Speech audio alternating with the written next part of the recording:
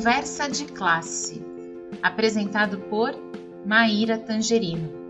Aqui, mentes únicas se encontram em conversas plurais. Sintonize-se para mergulhar em uma jornada única de aprendizado e descoberta.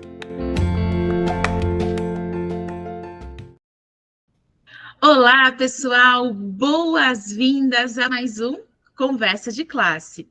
E hoje eu tenho o prazer de receber aqui uma pessoa que eu admiro demais pela sabedoria que ela tem, não só no assunto que ela vai tratar, né? Mas é uma pessoa que eu admiro pela sabedoria que ela tem aí com a vida. E, gente, deixa eu contar um segredinho aqui para vocês, né? Lá nos idos de 2020, né? Já tem um tempinho isso, não tanto tempo, mas tem um tempinho isso, né? A gente nem sabia como que essas coisas da internet elas iam se desenrolar, né? Infelizmente a gente estava lá começando a pandemia e foi com ela que eu desbravei aqui, que eu fiz a minha primeira live. Então isso, gente, é muito legal, né? Poder estar aqui com a pessoa com quem a primeira vez eu apareci ali ao vivo na internet. Hoje é gravado, né? Mas a gente continua aqui aparecendo na internet. Tamira Torres Luz, especialista em coordenação pedagógica, professora e também formadora de professores. Minha amiga Tamira, bem-vinda. Que alegria ter você aqui no programa. E Tamira, aqui no Conversa de Classe, meu lema é: começou, a gente pergunta. Então, vou mandar a primeira pergunta aí para você, né? Gente, a Tamira, ela tem uma experiência muito vasta, tanto na docência quanto na escrita de currículos, né? Hoje a gente vai falar um pouquinho aqui sobre currículo escolar na prática. E, Tamira, o que eu gostaria de saber de você é como que você traduz a teoria curricular para a realidade da sala de aula. E você pode contar algum desafio específico que você enfrentou, pensando aí nesse eixo, né, de traduzir currículo para a prática da escola? Tamira, bem-vinda aqui ao Conversa de Classe. Ai, que delícia, Maíra, tá aqui no Conversa de Classe. Eu ficava vendo os posts, eu ficava assim, ai, será que um dia a Maíra vai me convidar? Ai, será? Que chique esse programa, né? Lá atrás, a gente só numa live lá no Instagram, que foi legal, né, Maíra? Porque a gente acabou apoiando vários professores, somente de educação infantil. E vamos falar de currículo, então, né? Maíra, currículo é isso aqui que a gente está vivendo agora. Currículo é vida que pulsa, é o que acontece de verdade, né? Existem muitos documentos curriculares, especialmente as redes, né? As redes públicas constroem. Com o advento da BNCC, teve que ser reorganizado aí os currículos. E implementar o currículo, levar ele para o chão da sala de aula, é sempre um desafio, porque o documento, ele imprime além dele imprimir as aprendizagens essenciais, ele imprime contextos, né, específicos, e embora ele seja feito, e é legítimo que seja feito, depois a gente talvez fale mais sobre isso, há muitas mãos, existe uma mão, ou duas, ou três, uma equipe que sintetiza as ideias, e que se empenha em fazer todas as menções, né, as sugestões serem representadas, mas que diretamente não é o sujeito que pensou, que escreveu. Então, esse já é um grande desafio. E, como leitor ausente, traduzir o currículo para o meu plano de aula. Então, esse acho que é o primeiro desafio que o professor passa. Eu, como professora, formadora de professores, também tenho esse desafio, né, de muitas vezes tentar traduzir no plano de formação essa questão, o que o leitor ausente, o que se é esperado enquanto competência, por exemplo, na formação de professor, a gente vai pensar a Base Nacional Comum de Formação, que você também conhece, né, vai pensar quais competências os professores têm que desenvolver. Então, como traduzir isso lá na formação in loco? Ou, com a criança pequena, como traduzir isso? Então, para traduzir isso, a gente primeiro tem que estudar o currículo, né? Então, assim, desmistificar que currículo é documento de gabinete, que currículo é só burocracia, que currículo... Então, primeira coisa é a gente desmistificar. Acho que tirar essas arestas, né? E que muitas das vezes, Maíra, a gente escuta falar. Não estou dizendo que currículo é uma coisa, o documento curricular é perfeito. Claro que não. Se fosse perfeito, não exigia revisões, né, periódicas. Mas é um norte, e é um norte assertivo. Então, primeira coisa, desmistificar. currículo ele é uma ferramenta aliada ao professor. Cada profissional tem a sua ferramenta. O médico tem o seu bisturi, não é? A costureira tem a sua máquina de costura, cada um tem o seu. A gente tem um documento curricular, o currículo, para apoiar na escrita do plano de aula. E aí, o outro desafio é como implementar o plano de aula de modo que eu respeite o currículo, mas também respeite a realidade daquela turma, aquele contexto. Então, para isso, eu preciso ser um professor que tem escutativa, que consegue alinhavar e não deixar que nenhuma criança fique para trás. A adaptação curricular sempre é necessária. E eu não estou falando aqui de adaptações curriculares que também demandam, né? Existe lei que respalda a adaptação curricular legal, por exemplo, para as crianças com deficiência, etc. e tal. Mas estou falando de adaptações curriculares na perspectiva de incluir a todos, que a gente aprendeu tanto, né? Na hora de escrever os planos de aula da nova escola, essa questão de incluir a todos. Eu não sei se eu respondi a sua pergunta, Maíra, você me conhece, sabe que eu falo demais. Então, não sei. Tamira, eu acho que você respondeu sim, né? E eu estava aqui, inclusive, pensando, né, nessa resposta que você foi trazendo.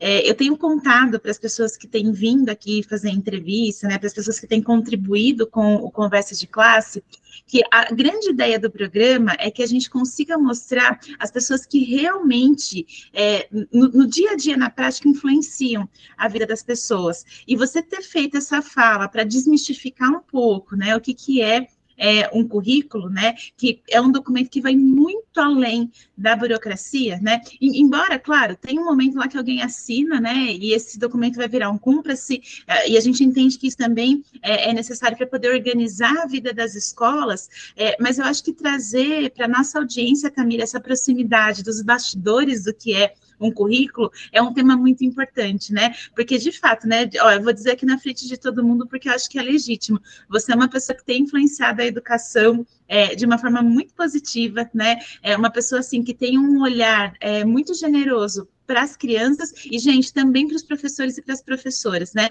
Nunca na minha vida eu ouvi uma fala da Tamira que não considerasse esses dois pontos, né? Então, isso é muito importante. E, inclusive, né, quero contar para o pessoal que você foi redatora do Currículo Paulista e participou do time de autores dos planos de aula da nova escola, né? São duas experiências que, embora elas sejam complementares, elas são bastante diferentes, mas eu queria que você contasse como que essas duas experiências contribuíram para a sua compreensão da importância do currículo na prática educacional. Maíra, primeiro de tudo, contar que eu sou professora de chão de sala de aula, mesmo. Professora, que eu não sei se tem alguém assistindo aí que vai se identificar, professora de dobrar período, professora de ir de cidade, de dobrar período em cidades diferentes, comer lanchinho no carro, beliscar quando dá tempo e voltar para o HTC, que é na outra cidade depois, noturno. Então, quero contar isso, de ser professora, sabe? De ter a minha bagagem ter sido aprender com as crianças e com os colegas professores. Então, o primeiro ponto é esse. Eu acho que vir desse lugar e depois compor uma equipe de redação de currículo, né, de currículo que é currículo estadual, que é o maior colegiado da América Latina, né, o currículo paulista, ele veio pós-homologação da base, então a gente fez parte do movimento Pro-BNCC. Eu fui como representante da Undime, éramos 3 redatores no currículo da educação infantil. Então, pensa que responsabilidade. Primeiro currículo estadual que teria uma tônica para a educação infantil. Eu sei que a nossa audiência não é só educação infantil, mas, poxa, tem que puxar um pouquinho a sardinha, porque a educação infantil é a primeira etapa da educação básica. E se der certo na educação infantil, se começa certo, a tendência é que ao longo da educação básica obrigatória, esse menino ele consiga desenvolver as 10 competências gerais. E quando eu olho para as 10 competências, eu sou dessas que chora com documento. E eu vejo, poxa vida, se eu, Tamira, tiver desenvolvido todas essas 10 competências em suas dimensões e subdimensões, eu fico pensando que sociedade é essa e que cidadã eu serei. E aí eu fico pensando nesse menino, né, que vem. Então, a responsabilidade de escrever um currículo e poder contribuir, no mínimo, é pesada, mas é também algo que é muito gratificante, você acreditar, e eu me lembro, aí vou fazer uma conexão com os bebês, tá? Com os planos de aula da nova escola. Porque quando participamos do processo seletivo, a gente concorreu com muita gente no Brasil, né, Mar? Muita gente boa que podia estar lá com a gente também, né? Mas não, mas quiseram que aconteceu que foi a gente, né?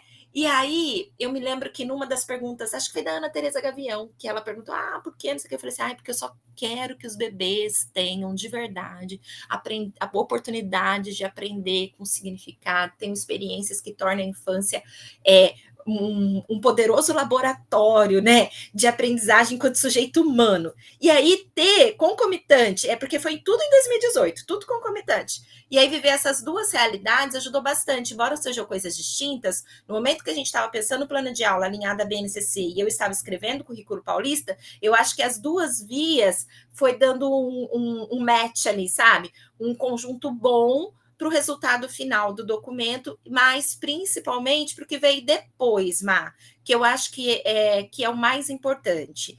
A gente tem um documento, e eu aqui sou muito a favor de documento, depois a gente vai falar mais sobre isso. Eu acho que tem que, penso que tem que ter mesmo uma linha normativa, porque quando a gente tem um normativo, a gente garante os direitos para todos, e todos são todos. E aí, se está ali normatizado, a gente não vai. Quem somos nós para tirar esse direito da criança? Por mais que. Mas eu penso assim, penso assado, então adequa no seu planejamento, mas não suprima do estudante as habilidades que ele precisa desenvolver, que estão previstas no currículo ano a ano, é direito dele. Aí você está garantindo equidade, porque a nossa sociedade. Hoje a gente está nesse mundo bunny, né? A gente estava saindo do VUCA, mundo bunny, mundo volátil de muitas mudanças. Então, o menino está numa escola hoje por questões financeiras, sociais, etc. e tal, questões do nosso país, ele muda de lugar, ele muda de estado, ele muda. E, poxa, ele precisa se sentir representado, ao menos na escola. Então, dele chegar lá numa escola e tá no sul do país, vamos jogar o extremo, vai para o norte, e aí chegar lá e se sentir representado, o menino do primeiro ano, que está estudando, sei lá, o gênero das parlendas, Maíra, está estudando a parlenda, tá? Aqui no sul, ele está ouvindo determinada parlenda com a professora, trabalhando aquela habilidade. Quando ele chega lá no norte, não é a mesma parlenda, porque respeita a cultura de lá, mas ele já sabe o que é, ele já sabe as rimas, ele já fala, opa, minha pro lá do sul, bate, tava também trabalhando, né? E aí ele já se sente representado e a gente vai ajudando o menino a não ter muitas rupturas no processo. Então, falando de currículo paulista, falando de plano de aula e falando de base nacional comum curricular, que não é currículo, mas que normatiza todos os currículos, o currículo paulista é um currículo estadual no meio dos 27, se a gente conta também o DF, que é o Distrito Federal. Então, assim, mas todos têm, no mínimo, era uma questão, sabe, Má? Era uma normativa para nós, curriculistas. Você tinha que garantir tudo que estava na base. Assim, o mais era mais, mas nunca supressão, nunca suprimir algo. Então, isso eu já acho lindo demais. É a primeira, gente. A gente sabe que o PCN veio com força para ser base, né? Tinha esse. Com força não, com vontade, mas não teve força de lei. Hoje passaram quantos anos e a gente tem uma base? Enfim, eu acho que é o primeiro currículo. Né? Aí os municípios, nós estamos, Maíra, engajados em apoiar alguns municípios, né, também aí, a construir os seus currículos. Eu fui uma das redatoras do currículo aqui de São José dos Campos também, da minha cidade, e a gente vai apoiando outros municípios, que a gente sabe que a gente faz esse trabalho, e os municípios também estão fazendo isso. Para quê? Para trazer a tinta do território. Mas eles também não podem suprimir as habilidades. Olha que coisa linda. Eu fico pensando na qualidade, equidade e principalmente nos princípios da LDB, né? Que a gente, há muito tempo, a nossa escola pública garante acesso. Então, beleza, tem acesso, né? Aí tem permanência, porque tem busca ativa, né? Vários incentivos para a criança ficar. O estudante, perdão. O Plano Nacional também garante muitas coisas. Mas, e o último, que é o sucesso na aprendizagem. Eu acho que o sucesso na aprendizagem, porque não adianta ele não adianta ele permanecer se ele não tiver sucesso. Eu acho que o sucesso ele vem por meio do currículo, Maíra. Acho que o currículo tenho certeza, o currículo é caminho. Samira, que maravilhoso, né? Pessoal, olha a oportunidade que a gente está tendo, né? De ouvir uma pessoa que é especialista nesse assunto, e você trouxe muitos pontos, mas principalmente, né, quando você ressalta essa missão da equidade, né? Num país que é diverso, e é muito bonito também, Tamira, você dizer, olha, eu reforço a missão da equidade, mas respeitando, claro, as subjetividades de cada região, né? A gente tem um documento lindo, né? E eu pensei nessa conversa exatamente porque você ia trazer esse tom, né? De fazer a leitura desse documento para muito além de uma lei, né? Para como de fato ele impacta a vida das pessoas. E Tamira, eu estava pensando aqui, né? Eu acho que você impacta vidas de várias formas, né? Você impacta a vida aí apoiando no currículo, impactou muito quando era a professora que mudava aí, né? De cidade para você dar aula. E atualmente e merecidamente você é formadora na Escola de Formação de Educadores aí no seu município, né? O que eu quero te perguntar é como que é o processo de formação para, de fato, garantir que os professores estejam alinhados com as diretrizes curriculares? E qual que você acha que é o papel do professor, da professora, na construção do currículo ali na sala de aula? Tá, ótima sua pergunta. Primeiro dizer mesmo que é uma honra, né? Eu já compõe a equipe técnica da Secretaria do Município, né? Mas, assim, passei pela coordenação, etc e tal, mas estar na escola de formação, eu vejo que, assim, depois da sala de aula, é o meu lugar, no sentido do quê? Que é onde a gente está em aula também, a gente está em formação, com professores, então é o mesmo esquema, sabe? Aprendendo junto, a mesma coisa, aprendendo com as crianças, e só que aí a gente aprende com adulto e vai trocando essas figurinhas. Bom, a gente tem várias frentes de trabalho na escola de formação. A escola de formação é importante destacar, né? Depois, se alguém quiser saber, é uma lei pública do município aqui.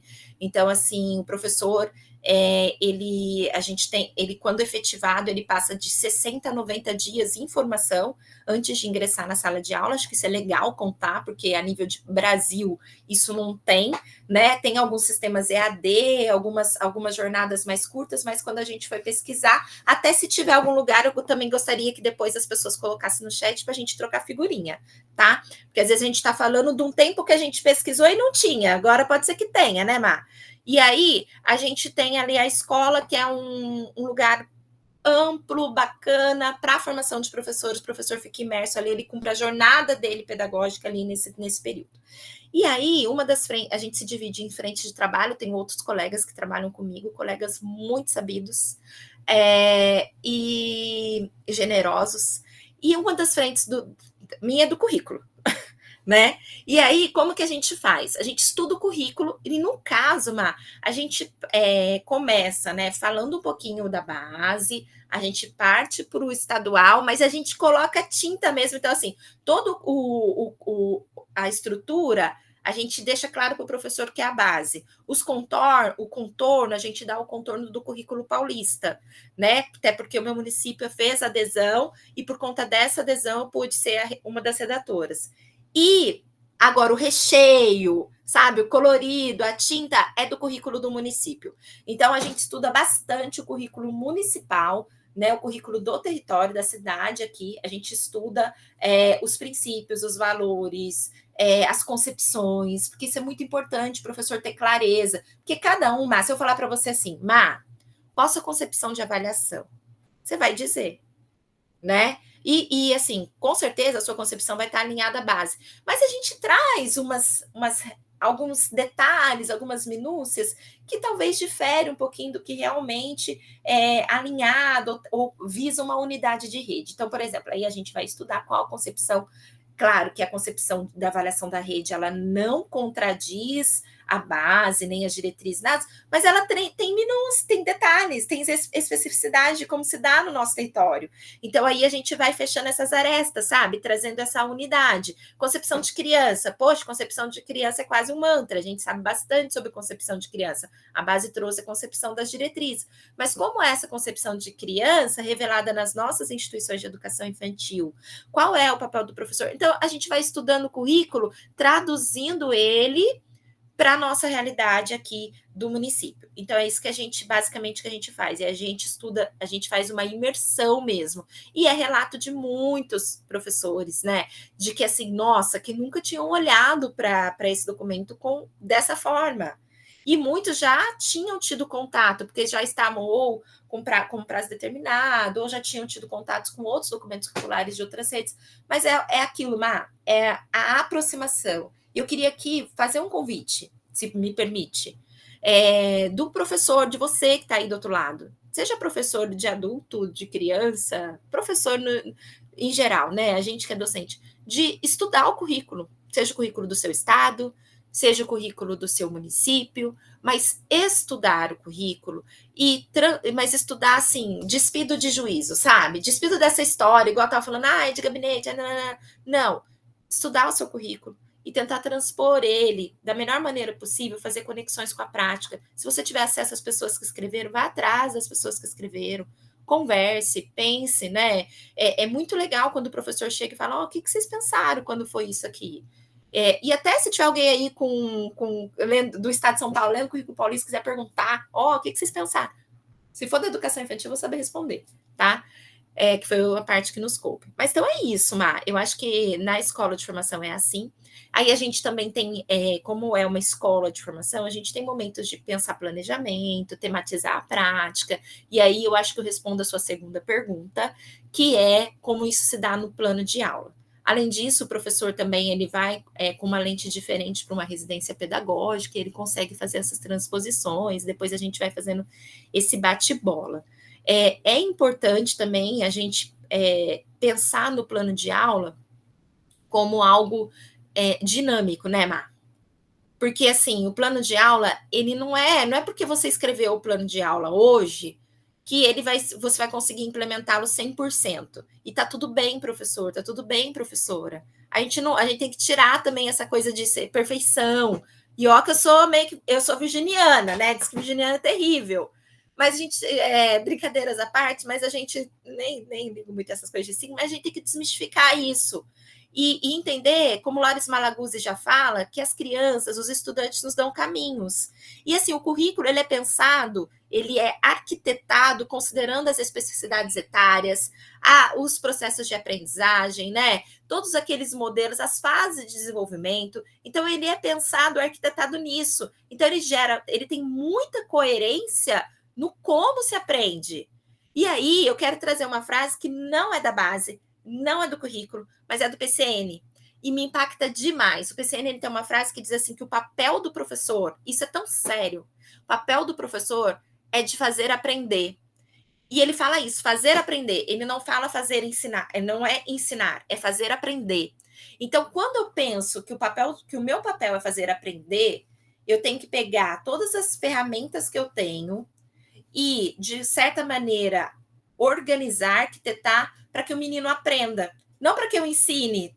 Então, aí vem também as perspectivas do protagonismo. Eu ensino por meio do meu planejamento, por meio das estratégias que eu escolho, mas colocando o menino na posição ativa da aprendizagem, né? Então, o que eu posso fazer para que ele seja, sendo sujeito ativo, ele possa ser o autor ou, pelo menos assim, o coautor dos seus processos de aprendizagem e sentir-se responsável, porque uma das competências também vai falar do projeto de trabalho, envolve projeto de vida, e a gente vê, né, que aprender ao longo da vida é uma coisa da humanidade, né? Então, criar essas aptidões nos estudantes. Então, é isso, Má.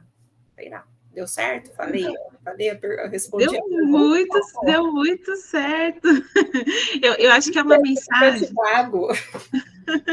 Não, também, mas acho que é uma mensagem, né, que vem com um convite, assim, primeiro muito generoso, né, da gente conhecer esses instrumentos, e acho que essa é a missão, né, principalmente dessa entrevista, né, a gente dizer para as pessoas, olha, esses instrumentos, eles são construídos por pessoas que estavam na sala de aula, que estão na sala de aula, que estão em contato com os professores, né, então não eu sempre brinco com com esse termo, né, com essa fala que as pessoas têm, não é fontes da cabeça de ninguém, né? Ele é, de fato, pensado e construído para a gente arquitetar uma prática pedagógica de protagonismo, né? Então, acho que essa é uma grande mensagem também para quem está assistindo a gente, né? E pensar, pessoal, que esses documentos, eles também embasam aquilo que o professor, a professora precisa fazer. Então, é uma ferramenta para o seu dia a dia, uma ferramenta legítima, né? E, gente, aproveita o espaço, né? A Tamira está dando aí espaço para comentem, falem, né? E com certeza a Tamira sempre foi muito acessível. E se vocês mandarem dúvidas, se ela souber, com certeza ela responde, né?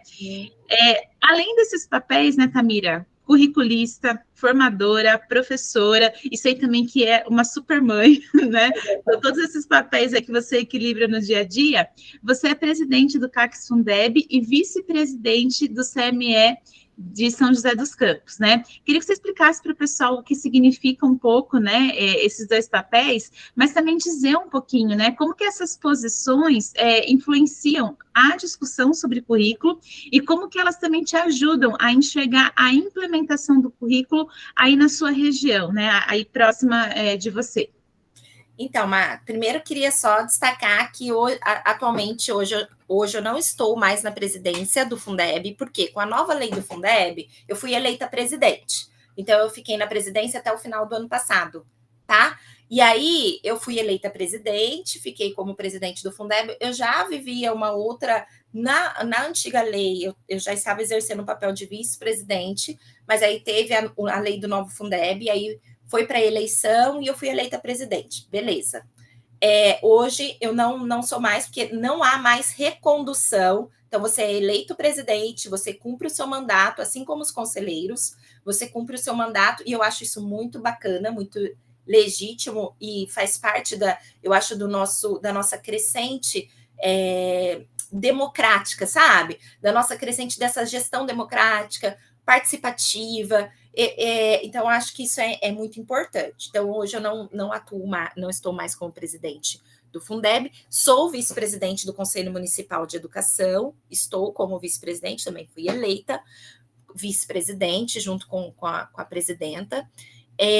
Mas, assim, como que esses colegiados, porque são colegiados, né? E da educação, aí também tem o CAI, que é o conselho que cuida da questão da alimentação escolar, que eu vejo que é uma tríade, acho que esses três conselhos são os mais importantes da educação, não desmerecendo também outros sujeitos ativos, como os fóruns educacionais, né? A gente tem o Fórum Nacional, o Fórum Estadual, o Fórum Municipal, né? Que inclusive monitora o plano, a implementação do Plano Municipal, Nacional, Estadual de Educação. Eu fui uma das redatoras do Plano Municipal de Educação no meu município também, fiz parte da equipe técnica, equipe coordenadora, saí da equipe técnica coordenadora para ocupar a função de formadora na ANAEF. Mas, enfim, voltando aqui, esses três conselhos, né? O CACS Fundeb, que é o Conselho de Acompanhamento do Repasse das Verbas, sabe? Então, assim, que vai falar de din-din, né? De investimento na educação. Então, tanto do Fundeb quanto os 25% do ensino. Então, tem essa importância. O Conselho Municipal, que delibera sobre os assuntos educacionais do município, assim como tem o Conselho Nacional e o Conselho Estadual. E o da alimentação, que eu nunca atuei. Mas vou falar dos que eu fiz parte e que eu faço parte. É muito importante.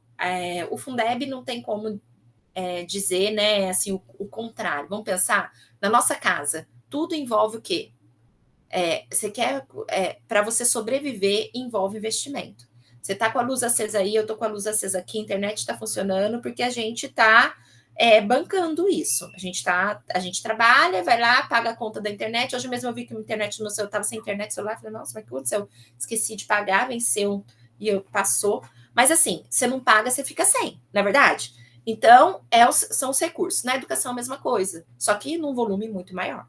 Então, a gente tem os repasses por aluno, né, que vem ali através do censo, e é onde a gente consegue implementar ações importantes do currículo.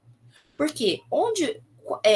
Se o professor e o aluno precisam ter condições, né, adequadas para o processo de ensino-aprendizagem. que vai para além da sala de referência, que vai, sim, para uma escola bem estruturada, organizada. Aí a gente está falando das paredes físicas, mas também as paredes que não são físicas, que estão por detrás dos materiais que o professor precisa para, de repente, fazer uma proposta mais ativa com os meninos, né? Para aquilo que os olhos não se veem, mas que as vidas sentem e vivenciam, para as experiências de aprendizagem. Então, como presidente do Fundeb, a gente acompanhava as contas e também a gente fazia visita em locos, para olhar como estão sendo repassados esses recursos. Então, isso também é importante. E a gente, eu tenho a felicidade, né? Eu vou falar da onde eu estou, não posso falar de outros lugares. Eu tenho a felicidade de ver num município muito bem estruturado, organizado. Então, a gente consegue enxergar mesmo as coisas ali, sabe? Acontecendo. Então, é muito legal, assim. Fica aí o convite também, se alguém quiser um dia conhecer a nossa essa estrutura. Tem também muitas coisas na internet para falar mais. E aí o Conselho Municipal. Então, o Conselho Municipal, por exemplo, ele teve o papel importantíssimo de homologar o currículo da nossa cidade aqui. E eu estava lá no momento da homologação, né? A gente redigiu o parecer de homologação, assim como a base precisou da homologação do Conselho Nacional. Claro que em instância menor vem o Conselho Municipal, mas, poxa, que importância, né? Então, assim, se hoje a gente tem um currículo municipal, e aí que a gente fala com muitas redes, né, Mar? Que tem redes que vêm falar, eu quero ter um currículo, mas se não for sistema, não dá para ter currículo. E uma das prerrogativas para ser sistema, além de você ter uma rede de escolas, além de você ter supervisão própria, além de você ter toda uma lei, né, de criação do sistema municipal, que aí é feito pelo legislativo da cidade, além de você ter tudo isso, você precisa ter um Conselho Municipal de Educação instituído. Olha só que importância. Se você não tem um Conselho Municipal instituído, você não pode homologar um currículo. Então, acho que fazer parte dessas instâncias, aprender, né? E aí, nessas instâncias, a gente tem representantes de vários segmentos, da sociedade civil, né? Da universidade, da rede privada. E aqui também, Mar, aproveitando, vou fazer um gancho, que acho que a gente está indo para os finais, né? Finalmente, sim. A gente tem muito professor da rede privada que acompanha, com certeza que acompanha o intervalo de sala de aula, e que também tem as suas angústias, e que fica pensando, pô, mas e aí o currículo, né, da rede estadual, o currículo da rede privada? Muitas vezes a rede privada, ela adequa a um sistema, né? Ela adquire um sistema, mas ela também responde à diretoria estadual ou à supervisão municipal, a depender se for uma escola, uma instituição de educação infantil. Então, também tem diretrizes a ser seguidas, e também precisa, esse professor também precisa ser um pesquisador, precisa ir além do que está no sistema, né? Entender quais habilidades estão por detrás daquela apostila, estudar, né? Então, acho que também isso é papel do professor que está na rede privada. Quando a gente é apaixonado, eu sou apaixonada pela rede pública, mas eu respeito demais a rede privada. E como conselheira municipal, como vice-presidente, a gente tem ido a muitas escolas privadas e visto trabalhos importantes, de excelência, e são cidadãos também brasileiros que estão ali, que também precisam dos mesmos direitos de aprendizagem, né? O mesmo fazer, porque às vezes a gente também vê processos de muita... parecem ser distintos, mas não são, né? Porque todos são para a formação do sujeito. E aí a gente tem que achar ali o equilíbrio. Era mais ou menos isso, Má, que eu queria trazer aí sobre essa parte. Tamira, muito, muito, muito obrigada, né? Acho que você compartilhou uma experiência muito valiosa conosco, né? E de fato você atingiu aí, né, essa ideia da gente poder aproximar mais a audiência aqui do Conversa de Classe do que é um currículo, né? E como que o currículo aí se constitui na prática. Pessoal, agradeço, né, a presença da Tamira. Se vocês gostaram, curtam aí o vídeo, compartilhem, né, com pessoas que às vezes não têm essa clareza ainda sobre o que é o currículo. Então, é um vídeo bacana aí para circular. E, gente, a gente se vê no próximo Conversa de Classe. Tchau, obrigada!